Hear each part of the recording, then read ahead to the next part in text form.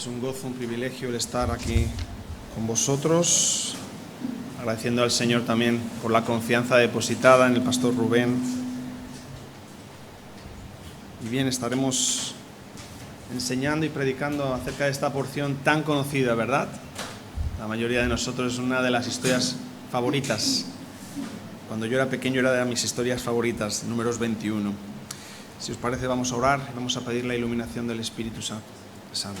Vamos a orar. Padre Santo, Padre bueno, te agradecemos, Señor, por tu palabra, Señor, por el regalo de tu palabra. Porque, Señor, es luz en nuestro caminar, Señor. Porque es tu verdad revelada. Porque es la autorrevelación de tu propio carácter y de tu propia voluntad. Te agradecemos por la palabra encarnada, por tu Hijo Jesús. Aquello que más amabas, lo diste por aquellos que menos te amaban, Señor. Te agradecemos, Señor, por tal regalo, tal bendición. Y queremos en el día de hoy exaltar a tu Hijo a través de esta predicación y nuestros cánticos y la adoración de nuestro corazón que fluye por nuestra boca. Te rogamos, Señor, que sea muy exaltado porque es lo que a ti te agrada, Señor. Rogándote que tu Espíritu Santo, Señor, acompañe la palabra de Cristo, porque no es nuestra. Que obre sanidad y que obre refrigerio, consuelo, exhortación, salvación, lo que quiera obrar, Señor, porque tu palabra no volverá a ti vacía, es tuya y es soberana, es poderosa. Señor, acompáñanos con tu presencia, con tu bendición, en Cristo Jesús. Amén. Nadie en su sano juicio escogería el desierto como destino turístico, ¿no? Ahora que estamos en época de vacaciones, pocos he escuchado que hayan decidido irse al desierto del Sáhara a probar suerte. Sí, a la arena sí, pero cerca de una playita, ¿verdad? A tomar el sol, a buscar lo más fresco posible. Bueno, pues el texto que hemos leído, Israel estaba en un desierto, pero no por gusto. Israel estaba en un desierto porque el desierto era el espacio intermedio entre su esclavitud y la tierra prometida por el Señor. Pero si Egipto era peligroso, el desierto no lo era menos. El desierto en el que estaban era muy, muy peligroso y estuvieron por 40 años en ese desierto. El desierto tiene el peligro de la escasez de agua. El desierto tiene el peligro de la ausencia de sombra. El desierto tiene el peligro de los cambios bruscos de temperatura. O sea, pueden ir de más 40 a menos 3, menos 4, menos 5 por la noche. Imaginaros qué contrastes. El desierto tiene el peligro de las tormentas de polvo de arena. El desierto tiene el peligro de la desorientación. Es fácil desorientarse en un desierto por cuanto todo parece igual. Y por último tenemos el peligro de los animales salvajes. ¿Hay animales en el desierto? Sí, algunos, pero no son para que los escojáis como mascotas. Son bien peligrosos. Así que el pueblo de Dios estaba en esa situación. Pero en esa situación de desierto no estaba solo. Dios les acompañaba. Fijaros lo que dice Moisés en Deuteronomio 8. El Señor te guió a través del vasto y horrible desierto, en tierra reseca y sedienta, llena de serpientes venenosas y escorpiones. Te dio el agua que hizo brotar de la más dura roca. En el desierto te alimentó con maná, comida que jamás conocieron tus antepasados. Así te humilló y te puso a prueba, para que al fin de cuentas te fuera bien. Quedaros con esto. Te puso a prueba, para que al fin de cuentas te fuera bien. Más adelante dice que durante esos 40 años no se te gastó la ropa que llevabas puesta, ni se te hincharon los pies. ¡Wow! Sí, era un desierto, pero sin duda la presencia de Dios se manifestaba, ¿verdad? Así que realmente el verdadero peligro del desierto para el Hijo de Dios, para el pueblo de Dios, no es la calor, no es la sed, no es la ausencia de agua, no es la ausencia de sombra, es la incredulidad y la desesperanza. Es el verdadero peligro del desierto, es perder la fe, perder la esperanza en aquel Dios que ha demostrado de tantas y tantas maneras que nos ama. Así que después de vagar 40 años por el desierto, están llegando ya al final de su recorrido, no están nada lejos de la tierra prometida, y se les ocurre nuevamente caer en el mismo pecado que sus padres: quejarse, murmurar. Edom no les había permitido pasar de una forma más directa a la tierra prometida, y eso supuso hacer un rodeo que ya dijeron: fins aquí hem arribat, diríem en català. Hasta aquí hemos llegado, ¿sí? No queremos seguir caminando por este desierto. Y entonces el pueblo murmuró y se quejó. ¿En qué consistió la queja? ¿Por qué? Ahí empieza, fijaros en el texto bíblico, porque, por decirlo, por recordarlo, voy a predicar la Biblia, así que podéis tener la Biblia abierta. Vamos a predicar versículo a versículo. ¿Por qué nos hiciste subir de Egipto para que muramos en este desierto? Pues no hay pan ni agua, y nuestra alma tiene fastidio de este pan tan liviano. Esa es la queja. Y la respuesta de Dios es un castigo, una disciplina. Y Jehová envió entre el pueblo serpientes ardientes que mordían al pueblo, y murió mucho pueblo de Israel. Y aquí es importante puntualizar que este Dios del Antiguo Testamento es el mismo Dios del Nuevo Testamento. No hay dos dioses, no hay dos evangelios, no hay dos Biblias, ¿sí? Y es importante conocer bien los atributos del Dios de la Biblia, que es el único Dios vivo y verdadero.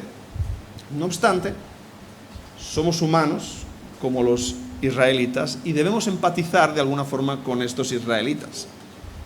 Poneros en sus zapatos, en sus sandalias, si es que tenían. Estaban agotados, más de 40 años ya vagando por el desierto, acampando de un lugar a otro, sin sentir que tienen un hogar propio.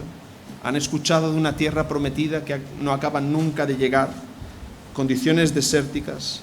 Ya sabéis todas las características del desierto que os he comentado anteriormente. Podríamos empatizar con ellos, ¿sí? Nosotros tal vez lo haríamos igual que ellos, seguramente. Sin embargo, debieron aprender algunas lecciones de esos 40 años.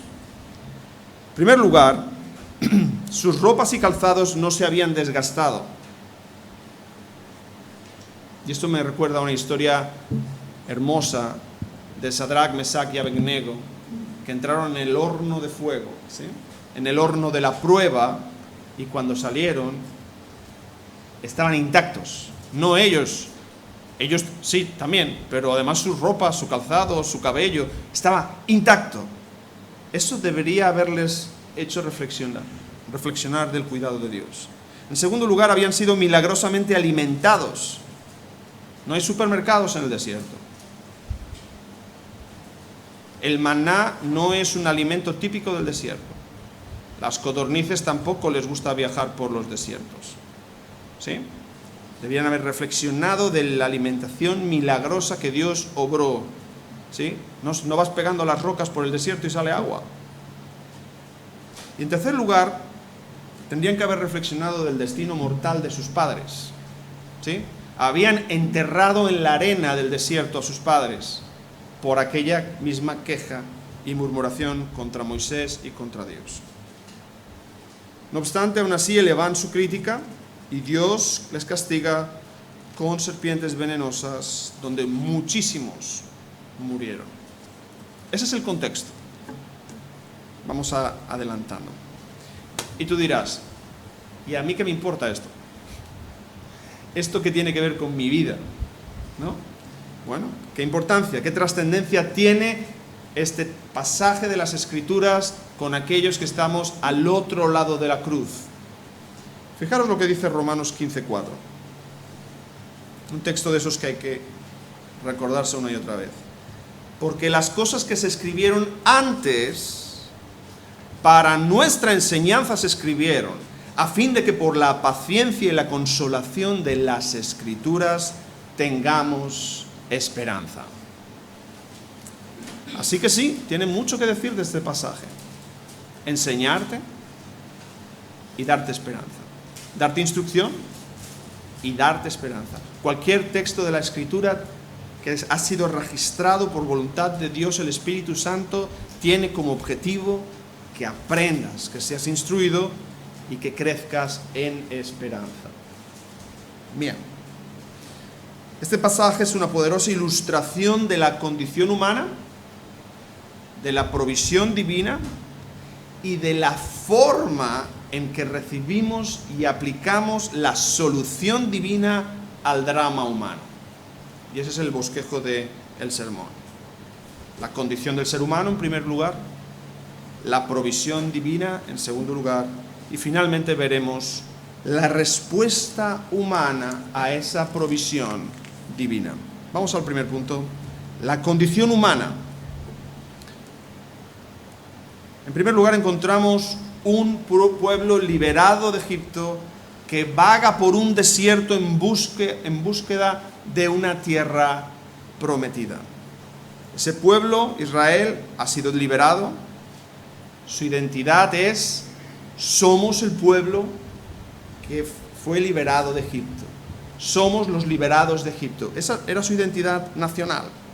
Pero al mismo tiempo, ese pueblo que iba vagando por el desierto era un pueblo bajo construcción. Como se suele decir en las páginas web cuando entras y no están hechas, ¿no? Under construction, ¿no? Bajo construcción. Y la realidad es que esta nación, antes de entrar en la tierra prometida, tenía que pasar por el horno de la prueba. Y su prueba era un desierto. Este pueblo de antiguos esclavos salió de Egipto con la esperanza de ser una nación libre en una tierra propia. Ya eran una nación, pero al mismo tiempo no eran la nación con la gloria y el esplendor que tendrían en el reino davídico. Lo que entró en el desierto fue un grupo de esclavos. Lo que salió del desierto fue un ejército preparado para conquistar la tierra que era suya. Ahora bien, esta ilustración nos habla mucho también de la condición humana en general. El ser humano nace en Egipto en una condición de esclavitud.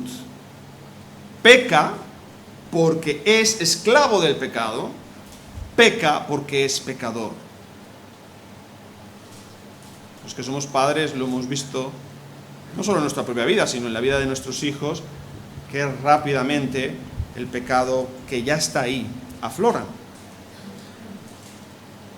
Dice el Señor Jesús: de cierto os digo que todo aquel que hace pecado, esclavo es del pecado. Y no hay ninguno que no peque. Por lo tanto, la condición humana en general es de esclavitud. Pablo dice a los romanos: ¿no sabéis que si os sometéis a alguien como esclavos para obedecerle, sois esclavos de aquel a quien obedecéis, sea del pecado para muerte o sea de la obediencia para justicia? Así que fuera de Dios servimos al faraón llamado pecado, que nos acogió en su tierra inicialmente con bondades aparentes, que cambiaron posteriormente a grandes hostilidades. El pecado primero muestra su cara amable, dándonos la bienvenida a tierra de Gosén. Pero poco después, el faraón mostrará su verdadera cara, esclavizándonos para sus antojos e idolatrías. Coquetear con el pecado siempre ha sido mala idea. Coquetear con el pecado siempre ha sido mala idea. Entramos en Egipto porque Faraón nos prometió no morir de hambre, darnos una tierra y protección, pero eso acaba en una muerte en vida. No hace falta ir muy lejos. Rápidamente, por la calle encuentras personas que su cara manifiesta que no son libres. No son libres. La gente no es libre por hacer lo que quiere, porque realmente no hace lo que quiere, hace lo que el pecado que mora en él quiere. Pero hoy, entre el polvo, la sed, el látigo del faraón llamado, algunos de vez en cuando se llegan a preguntar si hay esperanza para ellos. Si será cierto que hay una tierra mejor. Si será cierto que hay un amo mejor. Si habrá un libertador para ellos. Hoy tenemos dos tipos de personas, aquí y en cualquier lugar. Esclavos que aún sirven al cruel señor del pecado, al faraón del pecado. Y aquellos que somos ex-esclavos. Liberados, libres. No libres para hacer lo que nos da la gana. Libres para andar en el camino del Señor, movidos y guiados por el Espíritu Santo. En segundo lugar, la condición humana se caracteriza en incredulidad e ingratitud a Dios. La respuesta de Israel no es mucho peor que la nuestra o la del resto de la humanidad, porque el mundo no cree la palabra de Dios y el mundo, en general, el ser humano, no agradece sus bondades. La gente se está comiendo helados deliciosos de avellana en este verano, o de almendra, o de lo que queráis, y no está diciendo gloria al Señor que creaste las avellanas, y gloria al Señor que diste ingenio y habilidad al artesano que hizo este helado, y gloria al Señor que me dio trabajo para poder pagar este helado, y gloria al Señor que me dio el gusto para disfrutar este helado. Incluso ni nosotros lo hacemos a veces. Dice Romanos 1:21, pues habiendo conocido a Dios, no le glorificaron como a Dios, ni le dieron gracias, sino que se envanecieron en sus corazones y su necio corazón fue entenebrecido. Dice Piper, cuando la gratitud brota del corazón humano y hacia Dios, Él es magnificado como la próspera fuente de nuestra bendición. Él es reconocido como el dador. Él es el dador de todo. Esto me lo ha puesto un hermano aquí, gracias, pero viene de Dios directamente. Este ventilador que me está refrescando, lo ha puesto un hermano, pero viene de Dios directamente. Él es el dador de todo bien. Pero cuando de nuestro corazón no brota gratitud por la inmensa bondad de Dios, continúa Piper, es probable que esto sea porque no tenemos el deseo de darle la gloria. No queremos magnificarlo como nuestro benefactor. Todo don perfecto viene de Dios. Toda bondad que tengas en tu vida viene de Dios. Si no te duele el ojo, viene de Dios. Si te duele el ojo y encuentras el medicamento adecuado para tu ojo, viene del Señor. El pueblo de Dios desconfiaba de Dios. El pueblo de Dios olvidaba todos los beneficios divinos y solamente usaba la boca cuando algo marchaba mal. Esto nos pasa a nosotros también. A veces solo abrimos la boca cuando está salado. Pero cuando está todo en su punto perfecto, normalmente nadie dice nada. ¿Verdad? Fijaros lo que dice. ¿Por qué nos hiciste subir de Egipto para que muramos en este desierto? Pues no hay pan ni agua y nuestra alma tiene fastidio. Estamos fastidiados por tu culpa. De este pan tan liviano. Esto no es consistente, esto es como una chuche, no llena el estómago. Nos has sacado de Egipto para matarnos en el desierto, le están diciendo a Dios y a Moisés. Nos has traído a un lugar sin pan ni agua. Y estamos cansados de tu pobre provisión.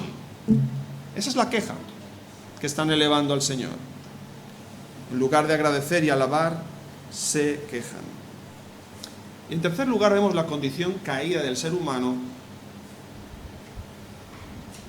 porque la condición humana se caracteriza por estar bajo el efecto de un veneno mortal. Ahí también vemos la condición humana en el pasaje. Dios trae en su mano derecha bendición, agua en la peña, maná que cae del cielo, codornices que le salen hasta por las narices, como dice el pasaje, ¿sí? Se quejan y Dios retira su mano derecha y les da en su mano izquierda el juicio. En lugar de una tierra que fluye leche y miel, les concede serpientes que van a hacer fluir veneno mortal por sus venas.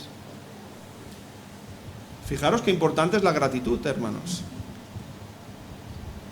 Estas serpientes ardientes se llaman así porque su veneno quemaba. Este veneno hacía que por cada arteria, vena, capilar por el que fluía esa sangre contaminada, sentían quemazón, ardor. Estuve estudiando un poco sobre los síntomas de cuando te pica una víbora del desierto. No son nada divertidos. Hay mucha sintomatología. Enrojecimiento, hinchazón, moretones, sensación de opresión, ampollas llenas de sangre, debilidad, confusión, náuseas, debilidad respiratoria, dificultad respiratoria, dolor de cabeza, visión borrosa, párpados caídas, sequedad en la boca, sabor metálico. Eso es lo que están sintiendo aquellos que han sido mordidos por esas víboras. Hasta finalmente morir. La mordedura de una serpiente, esto yo no lo sabía, puede ser seca. Vamos, que te da un mordisco como el que te puedo dar yo. Pero en este caso, en la soberanía de Dios, Dios quiso que las serpientes cuando mordían inyectaran el veneno mortal. No siempre que muerde una serpiente inyecta veneno, pero Dios quiso aquí que el juicio no fuera solamente una mordedura, sino una mordedura con veneno. Y esto nos habla de la condición humana y las características mortales del pecado. El pecado no es un juego. El pecado mata. Así como Dios en su justicia envió estas serpientes venenosas al desierto para disciplinar a su pueblo, así también Dios en su providencia permitió que otra serpiente, la serpiente antigua, se introdujera en el huerto del Edén. Y allí Satanás, por medio de sus palabras envenenadas, engañó a Adán y Eva, que por propia voluntad pecaron contra Dios. Es desde entonces que ese veneno diabólico de querer ser como Dios, porque es el problema de todos nosotros, el orgullo y el querer ser como Dios, ha sido transmitido de generación en generación y nos inclina desde la cuna a la tumba hacia el mal. Es el pecado original.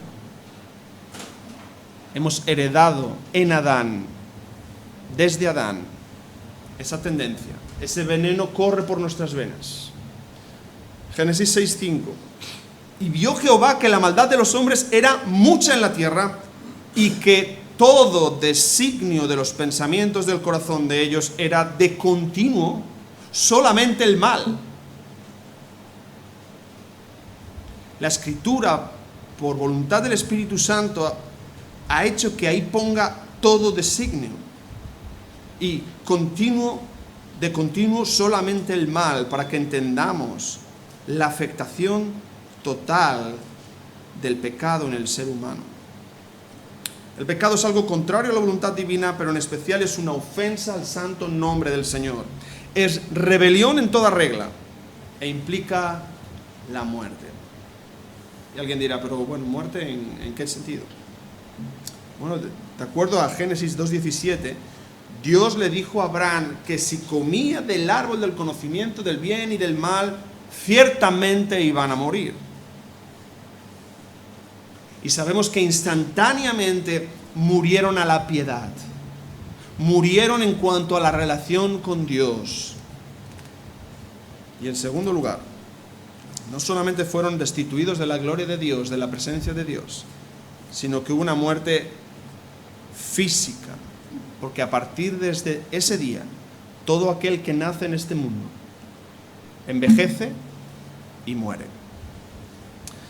Esta condición solo permite dos opciones: que el hombre sea dejado a su suerte, eso sería justicia divina, diríamos, ¿no?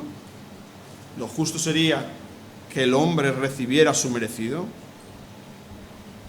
O en segundo lugar, que Dios intervenga misericordiosamente. Y ese es el segundo punto que vamos a ver: la provisión divina. Dios en su bondad prepara una provisión divina para el drama humano.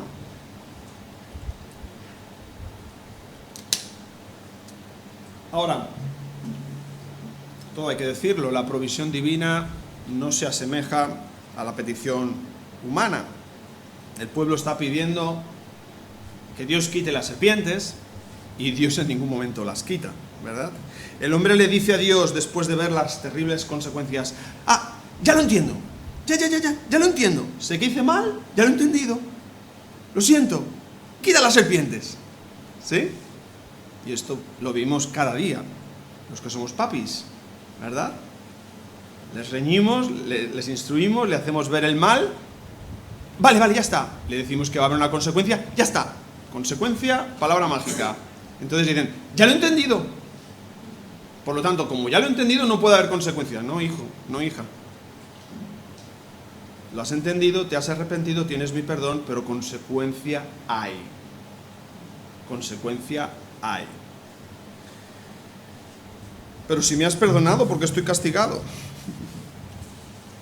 No asumimos las reglas de juego establecidas por Dios. Seguimos sin aceptar que la paga del pecado es la muerte. ¿Sabéis por qué? Porque seguimos sin conocer realmente quién es el Dios de la Biblia. Seguimos sin conocer realmente cuán santo es el Señor. Y hemos hecho la santidad algo fácil de meter en el bolsillo, o en el dispositivo móvil si queréis, fácil de manejar. Pero la santidad de Dios, si leéis porciones como Isaías capítulo 6, no es fácil de manejar. Nos hace hincarnos de rodillas y pedir perdón por nuestros pecados. Seguimos sin comprender que Dios no puede negarse a sí mismo, no puede negar sus atributos, y que siempre, nos guste o no nos guste, Él va a cumplir su palabra.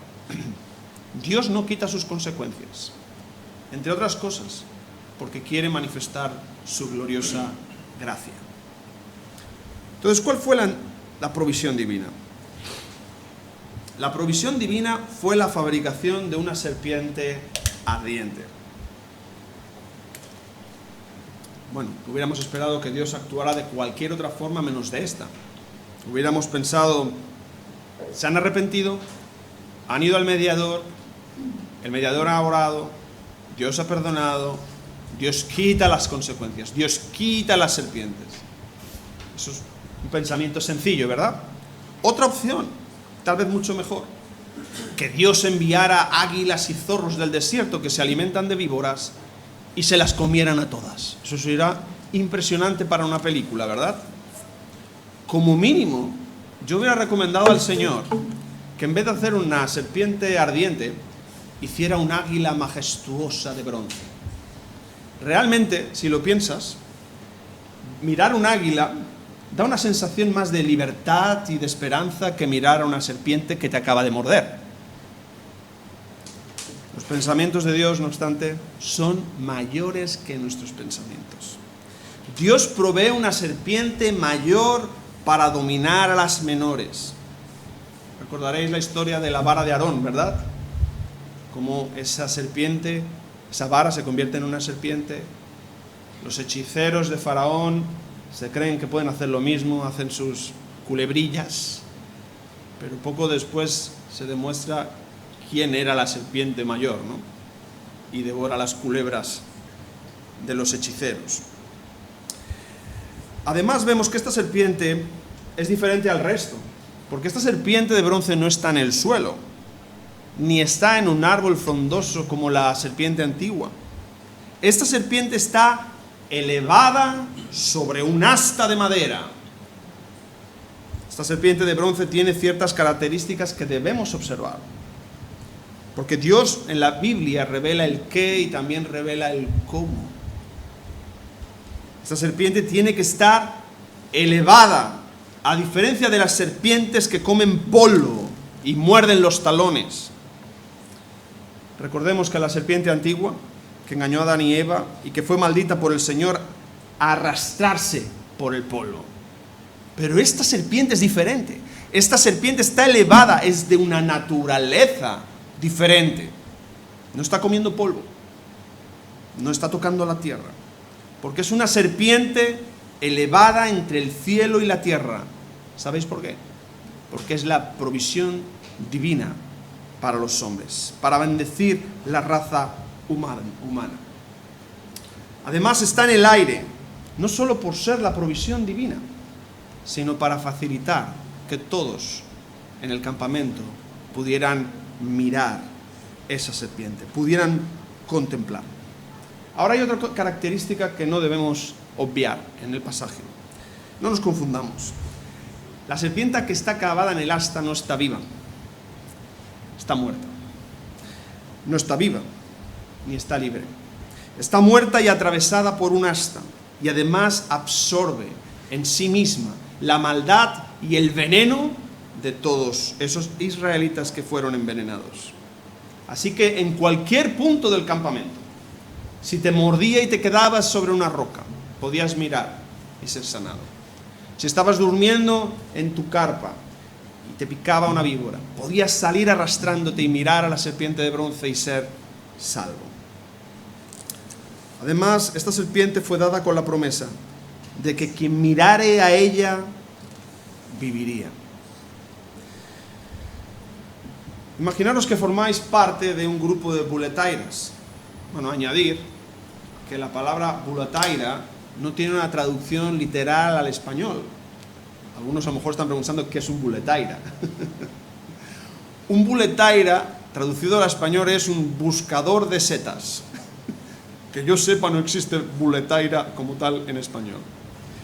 Bien, imaginaros que sois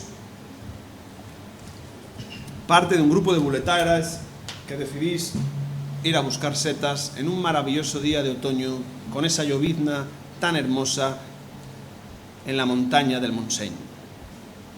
Espectacular. Pues eso, el buscador de setas está en búsqueda activa de setas. Pero tenéis que saber una cosa. De buletaira tiene poco, no tiene ni idea, ¿vale? Entonces va poniendo de todo en la cesta. Va poniendo de todo en la cesta, emocionado por la cantidad de setas que encuentra, pero sin saber qué tipo de setas son esas. Así que ese buscador inexperto de setas, al llegar a casa, eso sí, cocinar sabe, lo pone en la sartén, hace un sofrito con perejil, con ajo, las mongetas y todo esto que está tan rico, ¿verdad? Se sienta, se saca su vinito o lo que quiera y se hace su cenita. Pero al poco tiempo empiezas a notar una sintomatología que le dice: ay, que he cogido una en mal estado. No sé si alguien ríe porque le ha pasado. No voy a explicar un domingo por la mañana los síntomas que podría tener, pero rápidamente se va al hospital, va al médico, a urgencias, y el doctor le dice: no se preocupe usted, esto nos ha pasado muchas veces aquí cerca del Montseny y tenemos la solución perfecta para su problema, su envenenamiento. Usted ha sido envenenado porque ha cogido una seta venenosa. Bien, fantástico. Aquí tiene el bote de pastillas. Bien, ¿cuántas tengo que tomar? ¿Una cada 8 horas? ¿2 cada 8 horas? ¿2 al día? No, usted pondrá el bote de pastillas encima de la mesa y cuando sienta malestar solo tiene que mirar el bote de pastillas. ¿Perdón? ¿Mirar el bote de pastillas? Inaudito, ¿verdad? ¿Quién se podría creer algo así? El haber sido envenenado en el mundo de la materia. O sea, me ha picado realmente una serpiente o me he comido realmente una seta y me estás diciendo que mirando un bote. de pastillas me voy a curar. Podría ser peor, ¿no? Que el médico le dijera, aquí tienes una seta gigante de bronce, llévatela a tu casa, te la regalo, porque eres el único que se come setas venenosas en todo el Montseny, y cada vez que te comas una seta venenosa, miras la seta gigante y te curarás. Suena ridículo, ¿verdad? ¿Quién quisiera mirar una seta gigante cuando se acaba a punto de morirse por una seta venenosa? Bueno, pues de la misma forma, el pueblo de Israel recibe la sorprendente noticia de que la provisión divina tiene la misma forma que aquello que le estaba produciendo la muerte. Israel sabía que la serpiente antigua engañó a Adán y Eva. A los israelitas ya no les caían bien las serpientes. Desde el relato del Génesis ya saben que de las serpientes no se tienen que fiar. Al mismo tiempo estaban sufriendo graves consecuencias en su cuerpo por culpa de las serpientes. En ese momento no querrían ni una serpiente de juguete. Pero Dios, en su sabiduría y providencia, les hace fabricar una serpiente de bronce para que miren a ella y sean sanados. La realidad es que cuando uno es consciente de la gravedad de la enfermedad, acaba aceptando la terapia recomendada, por muy extraña que parezca. Recordaréis a Naamán el sirio, ¿no? Naamán el sirio, leproso, va a ver a Eliseo, espera que haga algo sorprendente, mágico, luces, cámaras, acción, lo que sea. Naamán no sale ni a recibirlo, no lo quiere ni ver, y le dice a su siervo que se zambulla 7 veces en el Jordán. Naamán se niega, porque es una tontería. O sea, agua tengo en mi pueblo, en mi tierra, ¿para qué me voy a bañar aquí? Y sus siervos le dicen, ¿pero qué te cuesta? Si te hubiera dicho que te subieras a un árbol y te lanzaras 7 veces, lo harías, ¿verdad? Sí, lo harías, cosas más difíciles. Pues ve y hazlo. Y él, desesperado, porque era leproso, se zambulló 7 veces y fue sanado. Así que por muy simple que sea, sin mérito, sin complejidad, el hombre tiene que responder a esa provisión divina. Y ahí vamos a ver en qué consiste la respuesta humana. Tercer punto, la respuesta humana. El primer punto que vemos de la respuesta humana es el arrepentimiento. El arrepentimiento. ¿Dónde vemos el arrepentimiento en el pasaje? Versículo 5. Dice, hemos pecado. ¿Qué es el arrepentimiento? El reconocimiento del pecado. Hemos pecado por haber hablado contra Jehová y contra ti. Ruega a Jehová que quite de nosotros estas serpientes. Así que el pueblo de Dios reconoce que ha pecado. Y el pueblo de Dios además confiesa el tipo de pecado. No es ambiguo. No es lo que solemos hacer nosotros de, oye, si te he ofendido en algo, perdona, ¿eh? O ya sabes, aquí hace mucha calor en el desierto, se nos cruzan los cables, vemos visiones. No, ellos son sinceros, ellos reconocen que han pecado con su corazón y con su boca, que han criticado, que han murmurado, que se han quejado. Eso es un acierto del pueblo de Israel, este arrepentimiento. En tercer lugar, también aciertan porque no van directos a Dios, van directos al mediador. Y esto es muy importante para aquellos que estamos a este lado de la cruz. Van al mediador para que sea el mediador que ruegue por ellos, para que Dios les sane, les perdone. Pero fallan en el cuarto aspecto. Se equivocan en hacer una petición concreta diciéndole a Dios lo que tiene que hacer. ¿Sí? He pecado de esto. Por favor, Moisés, media por nosotros y dile a Dios que haga esto. ¿Sí? No que haga su voluntad, no que tenga compasión, le dice a Dios exactamente lo que tiene que hacer, aquello que puso que lo quite. Y ahí eso es un error que cometemos nosotros en nuestra forma de orar. Así que el arrepentimiento y la fe que veremos a continuación son dos aspectos que se pueden distinguir en la verdadera conversión, pero no se pueden separar.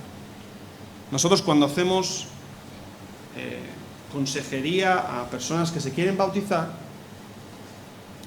queremos distinguir dos cosas fundamentales: arrepentimiento y fe. Si no hay un arrepentimiento genuino, en base a ver la gloria de Dios y la santidad de Dios y la propia miseria, y no hay una fe auténtica y genuina puesta en la cruz de Cristo, en la obra consumada de Cristo en la cruz, creyendo que Él murió, resucitó y está a la diestra del Padre, nosotros no podemos bautizar a esa persona porque no sería una verdadera conversión. Fe y arrepentimiento y fe son inseparables, aunque se pueden distinguir. El arrepentimiento es dar la espalda al pecado. La fe es abrazar la provisión de Dios. ¿Quieres una definición sencilla de fe y arrepentimiento? Arrepentimiento es voltearme, es dar la espalda al pecado a quien yo servía y abrazar a Cristo. Eso es fe y arrepentimiento. Profundicemos en la fe. ¿En qué consiste la expresión de fe que hacía el israelita en esta situación de juicio? Consistía en algo muy sencillo. Niños, esto es muy sencillo. Mirar. Mirar una serpiente de bronce.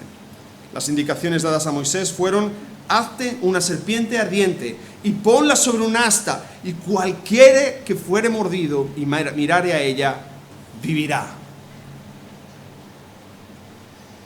Esto debería movernos el corazón.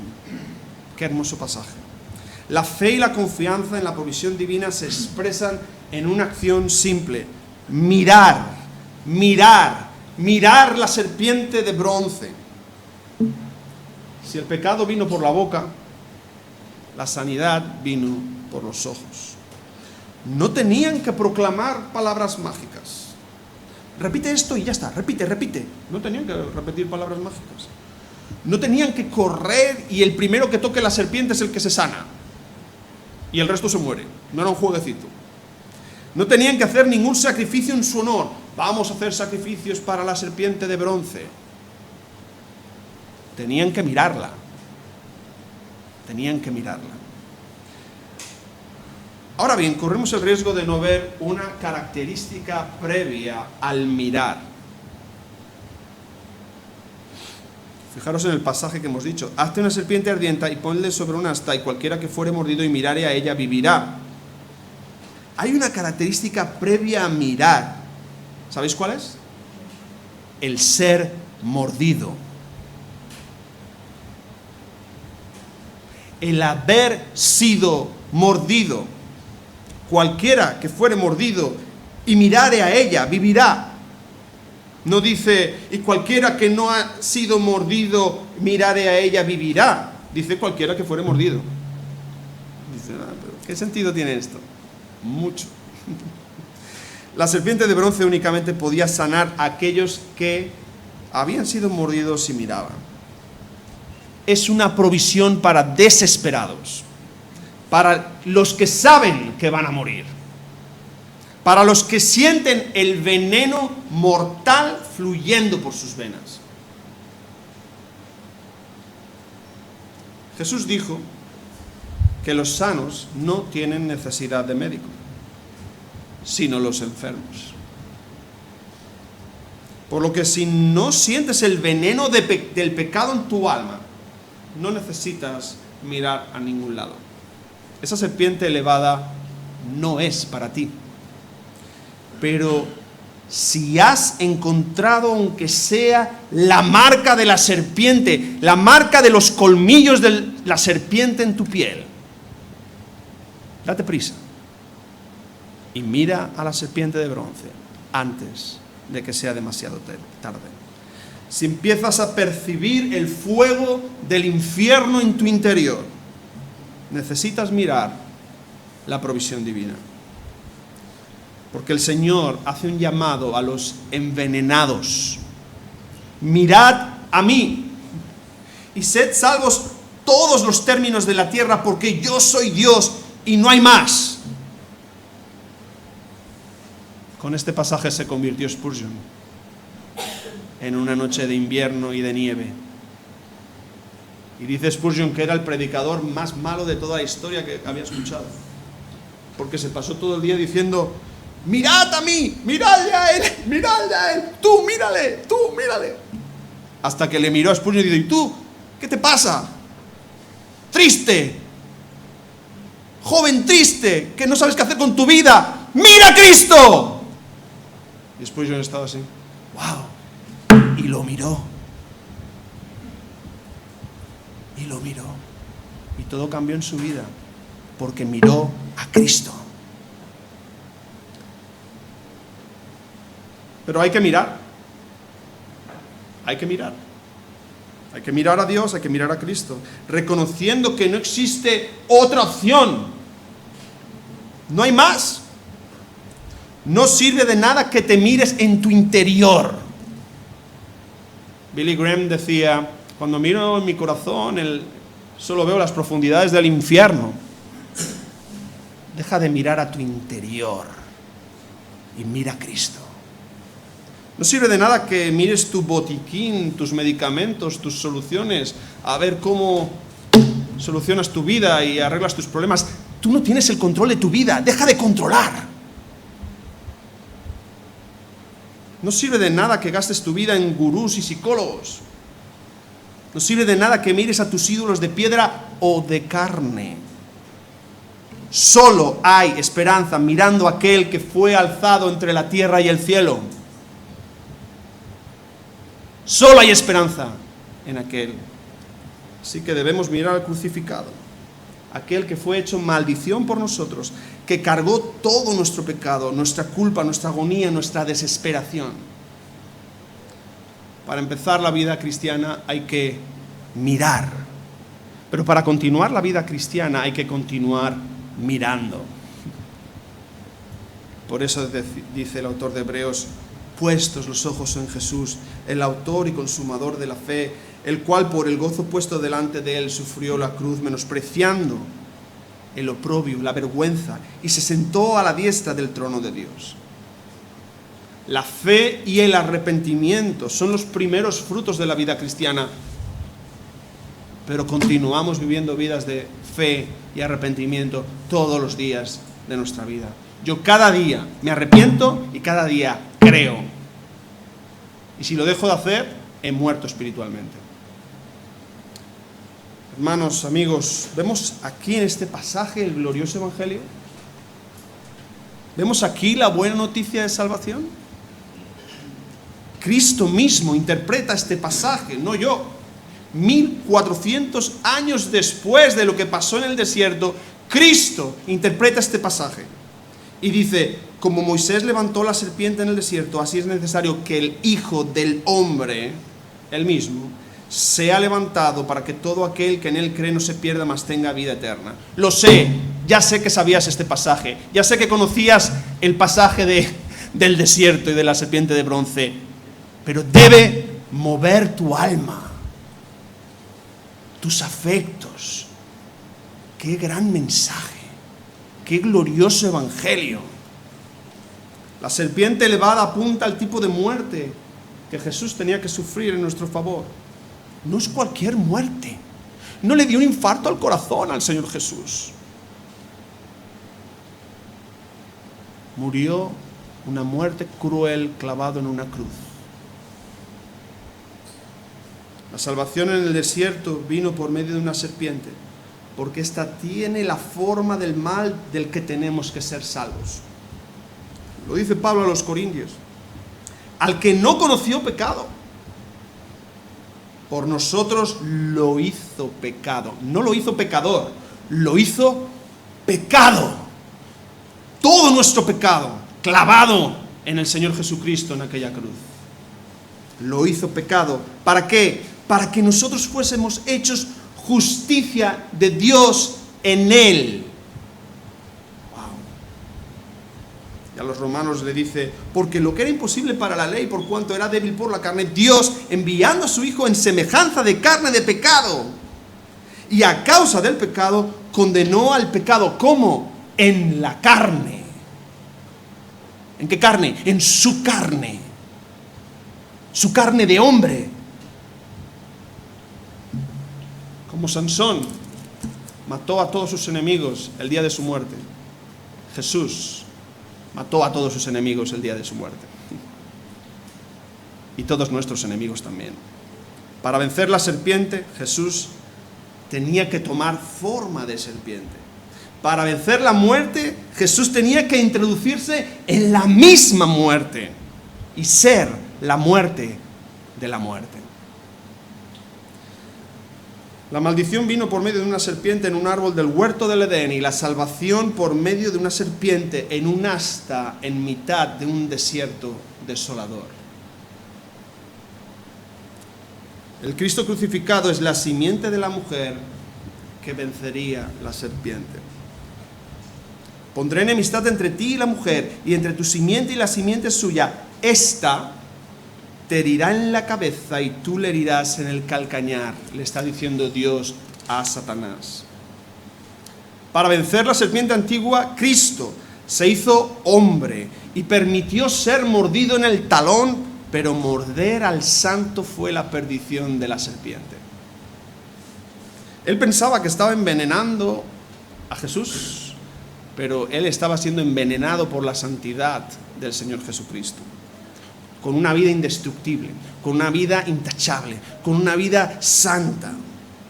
Y es así como Jesús aplastó la cabeza de la serpiente. Aquello que pensaba que era su gran victoria fue su gran vergüenza pública. Nosotros hemos vivido y vivimos vidas de fracaso. Nos levantamos con nuestras mejores intenciones, empezamos los años con nuestras proposiciones y nuestras mejores intenciones, y vamos viendo día a día cómo vamos fracasando. En cambio, Cristo pasó el desierto de la prueba por nosotros. Él fue tentado en todo lo que tú has sido tentado y en lo que ni te imaginas que puede ser un hombre tentado. Jesús fue tentado cara a cara con el mismo diablo y él venció. En cada una de estas tentaciones, Jesús salió aprobado, victorioso. Anuló y venció el veneno de las palabras del diablo con la verdad bíblica. Fijaros cómo le contestaba Jesús al diablo. No solo de pan vivirá el hombre, sino de toda palabra que sale de la boca de Dios. No tentarás al Señor tu Dios. Vete, Satanás, porque escrito está, al Señor tu Dios adorarás y a Él solo servirás. Jesús fue tentado por su necesidad de agua y pan. Fue tentado por la vanagloria de esta vida y por el deseo de poder. Pero fue intachable en todo. Él no falló en nada. La serpiente antigua tuvo que tragarse su propio veneno, y aunque mordió a Cristo en su humanidad en aquella cruz, el Rey crucificado fue justo vencedor. Nuestro Rey salió airoso vencedor. Dejó la cruz vacía, dejó la tumba vacía, pero su trono no está vacío. Él está a la diestra del Padre, gobernando, victorioso. El Santo vino a morir por nosotros que no lo éramos, colgado en un madero, atravesando su carne, clavó en él el acta de los pecados que era contra nosotros. Todos tus pecados los puedes imaginar en una hoja, clavados en la carne de Cristo, porque eso es lo que dice el pasaje. Y allí en su carne él clavó todas tus miserias y todos tus pecados. Mensaje más glorioso no hay. Rindamos culto al Señor, démosle gloria, miremos al crucificado en arrepentimiento y fe. Seas cristiano o no seas cristiano en el día de hoy, mira a Cristo en arrepentimiento y fe, porque todos necesitamos seguir mirando en arrepentimiento y fe al Señor Jesús, clavado allí en la cruz. Como Moisés levantó la serpiente en el desierto, así es necesario que sea levantado el Hijo del Hombre, para que todo aquel que cree tenga en él vida eterna.